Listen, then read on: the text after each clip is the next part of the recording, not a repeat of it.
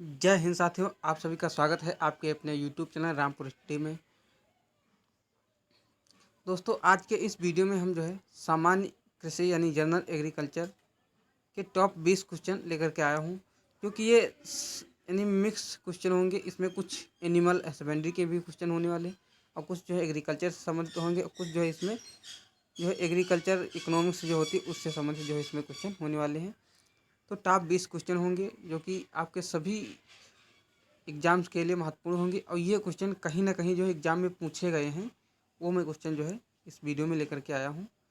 मैं जब भी लाता हूँ तो सिलेक्टेड क्वेश्चन लाता हूँ जो किसी न किसी एग्जाम में जो है पूछे गए हों। तो चलिए, आज का हमारा फर्स्ट क्वेश्चन है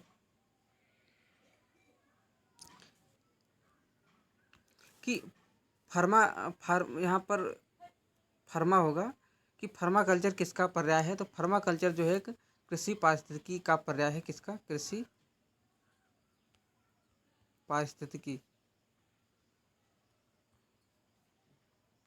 कृषि पारिस्थितिकी का जो है ये पर्याय है, इसको आप लोग ध्यान रखिएगा। फिर क्वेश्चन नंबर अगला दिया हुआ है 2 नंबर कि खेती की वह कौन सी प्रणाली है जिसमें किसान का सीधा संबंध होता है। तो एक काश्तकारी खेती होती है, उसमें जो है किसान का सीधा संबंध होता है। काश्तकारी खेती। काश्तकारी खेती में जो है किसान का सीधा संबंध होता है, इसको आप लोग ध्यान रखिएगा। फिर क्वेश्चन नंबर 3 दिया है कि स्टॉक फार्मिंग है। तो स्टॉक फार्मिंग जो है ये पशुओं का जो है एक फार्म होता है, उसमें जो है प्रजनन से रिलेटेड है। तो पशुओं का प्रजनन जो है स्टॉक फार्मिंग होता है, इसको आप लोग ध्यान रखिए। पशुओं का प्रजनन ये जो है स्टॉक फार्मिंग कहलाता है, इसको आप लोग ध्यान रखिएगा। फिर क्वेश्चन नंबर जो है 4 दिया हुआ है कि वृक्षों व झाड़ियों की कृषि जिसमें उनका संरक्षण होता है वो क्या कहलाता है। यहाँ पर ये पूछ रहा है कि वृक्षों व झाड़ियों की खेती जिसके अंतर की जाती है उस शाखा को क्या कहते हैं। तो वो आर्बोरी कल्चर होता है, उसके अंदर अंतर्गत जो है वृक्षों झाड़ियों की कृषि की जाती है, तो आर्बोरी कल्चर हो जाएगा। आर्बोरी कल्चर। फिर क्वेश्चन नंबर यह तना जो है और कई सी मतलब शाखाएं पूछी जाते हैं, जैसे कि आपकी जो है सब्जी किसके अंतर, तो ये ओलरी कल्चर के अंतर्गत जो है उगाई जाती है। और जो आपकी मतलब और जैसे रेशम कीट पालन सेरीकल्चर हो गया, इस तरीके से जो है। तो उसी तरीके से पूछा है कि वृक्षों और झाड़ियों की कृषि जिसमें उनका संरक्षण होता है वो कहलाता है, तो आर्बोरी कल्चर कहलाता है, इसको आप लोग ध्यान रखिएगा। फिर क्वेश्चन नंबर 5 दिया हो कि कृषि कीमत आयोग की स्थापना कब हुई थी। तो कृषि कीमत आयोग की स्थापना जो है 1965 में हुई थी। कब? 1965 में हुई थी, इसको आप लोग ध्यान रखिएगा। फिर क्वेश्चन नंबर जो है 6 दिया हुआ है कि पीताम्बरी एक प्रजाति है। तो पीताम्बरी एक जो है आपकी सरसों की प्रजाति है, सरसों की। फिर क्वेश्चन नंबर जो है 7 दिया हुआ है कि प्रथम भूमि विकास बैंक की स्थापना कब और कहाँ हुई थी। तो प्रथम भूमि विकास बैंक की जो स्थापना है ये हुई थी आपकी सन 1920 में। 1920 में झाग पंजाब में। कहाँ? झाग पंजाब में जो है ये हुई थी, इसको आप लोग ध्यान रखिएगा। फिर क्वेश्चन नंबर जो है 8 दिया हुआ है कि राष्ट्रीय कृषि अनुसंधान परियोजना की स्थापना कब हुई थी। तो ये हुई थी आपकी 1988 में। कब? 1988 में हुई थी, इसको आप लोग ध्यान रखिएगा। फिर जो है क्वेश्चन नंबर अगला दिया हुआ है कि पादप रोग का सबसे अधिक उत्तरदायी कारक है। तो पादप रोग का जो सबसे अधिक उत्तरदायी कारक है वो है फफूंदी। फफूंदी जो है ये सबसे अधिक उत्तरदायी कारक है, इसको आप लोग ध्यान रखिए। फिर जो है क्वेश्चन नंबर अगला दिया हुआ है 10 नंबर कि स्ट्रिप कप परीक्षण। यहाँ पर खाली स्ट्रिप लिखा है और यहाँ पर है स्ट्रिप कप। स्ट्रिप कप परीक्षण किया जाता है। तो स्ट्रिप कप जो परीक्षण होता है थनैला रोग की जो है जांच के लिए किया जाता है। थनैला रोग, इसको आप लोग ध्यान रखिएगा। थनैला रोग जो है स्ट्रिप का परीक्षण किया जाता है थनैला रोग की जांच के लिए। फिर क्वेश्चन नंबर जो है 11 दिया है कि नील जिहा रोग किस पशु से संबंधित है। तो नील जिहा जो रोग है तो ये मेन तरीके से भेड़ का प्रमुख रोग है। किसका? भेड़ का जो है प्रमुख रोग है। और ये होता सभी, मतलब जितने भी आपके जानवर हैं, गाय हो, मैं लिख रहा हूँ, गाय में भी होता है ये रोग, और भैंस में भी होता है, और बकरी में भी होता है। देखने को जो है इन तीनों में मिलता है। और मुख्य तरीके से भेड़ का जो है रोग है, इसको आप लोग ध्यान रखिएगा। बाकी जो है तीनों जानवरों में होता है, गाय भैंस बकरी, तीनों में जो है देखने को मिलता है।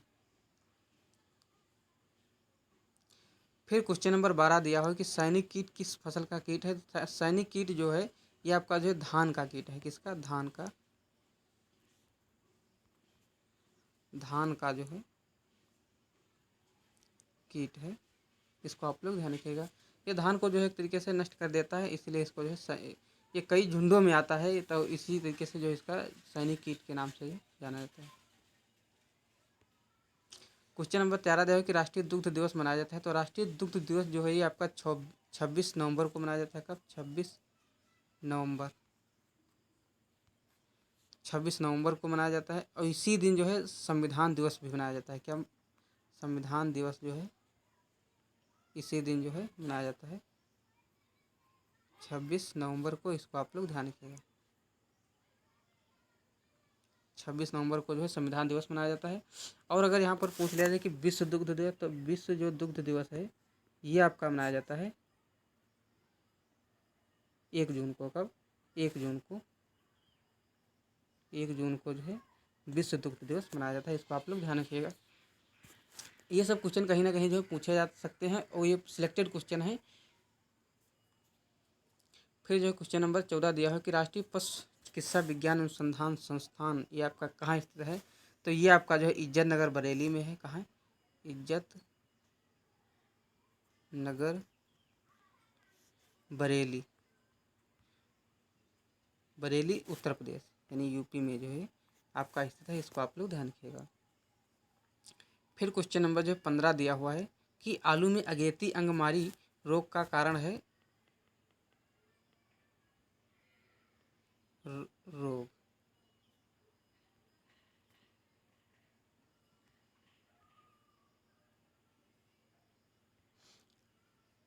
आलू में अगेती अंगमारी रोग का कारण जो है, तो ये आपका हो जाएगा। आलू में जो अगेती रोग का कारण होता है ये अल्टरनेरिया सोलेनाई होता है। क्या होता है?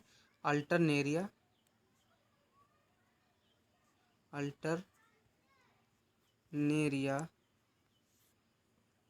सोलेनाई, इसको आप लोग ध्यान रखिएगा। इसके कारण जो है आलू में अगेती अंगमारी या अगेती झुलसा रोग जो है ये लग जाता है, इसको आप लोग ध्यान रखिए। तो इसका जो कारण होता है अल्टरनेरिया सोलेनाई होता है।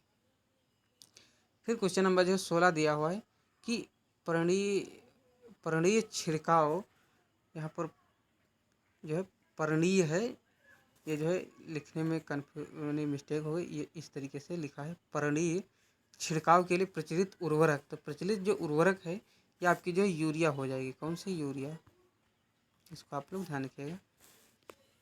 पर्णीय छिड़काव के लिए जो है यूरिया उत्तरदायी है, इसको आप लोग ध्यान रखिएगा। क्योंकि ये जो है लिक्विड फॉर्म में भी आने लगी है नैनो यूरिया, तो इसीलिए जो है पर्णीय छिड़काव के लिए जो है उत्तरदायी आपका यूरिया हो जाएगा, नैनो यूरिया। फिर क्वेश्चन नंबर जो है 17 दिया है कि जेली बनाने हेतु चीनी की सांद्रता होनी चाहिए। तो ये जो है 65% होनी चाहिए। कितनी? 65% ये जो है होनी चाहिए, इसको आप लोग ध्यान रखिएगा।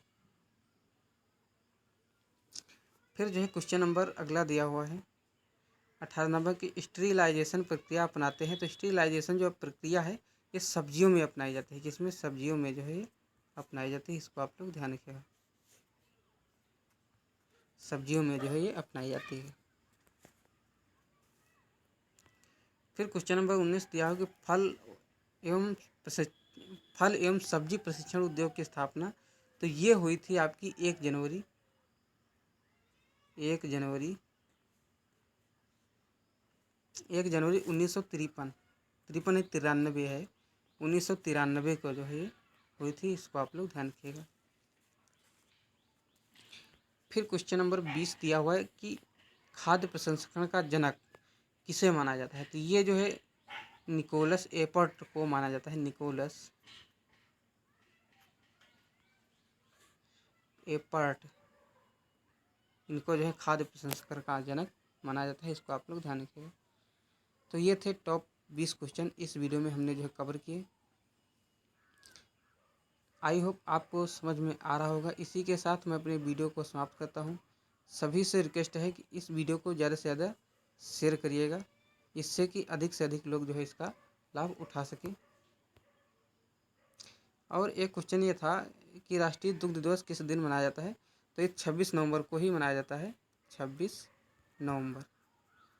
और इसकी जो 2023 की जो थीम थी, 2023 की थीम,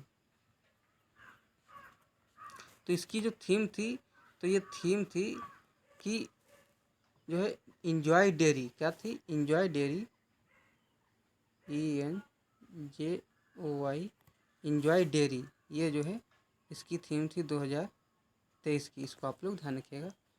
ये जो है कहीं ना कहीं जो है पूछी जा सकती है। इंजॉय डेयरी जो है 2023 की थीम थी। तो चलिए वीडियो को एंड करते हैं। तब तक के लिए थैंक यू। मिलते हैं नेक्स्ट वीडियो में। जय हिंद, जय भारत। और वीडियो को शेयर करिएगा जिससे कि अधिक से अधिक लोग जो है इस वीडियो का लाभ उठा सकें।